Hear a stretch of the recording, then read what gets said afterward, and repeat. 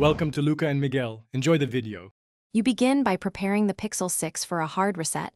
Make sure the battery is above 50% and your essential data is backed up to your Google account.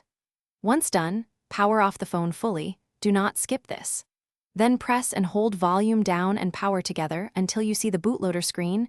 That is the recovery entry point.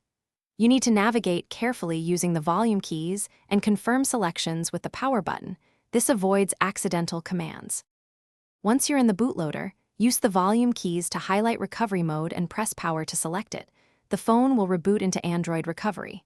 From there, use volume down to find and highlight wipe data/factory reset, then press power to choose it. That triggers the full data wipe. You'll be asked to confirm factory data reset. Say yes by selecting it. Wait patiently. The device will show progress and then return to the recovery menu when finished. After the wipe completes, select Reboot System Now and let the Pixel 6 restart. Initial boot can take several minutes, so be patient.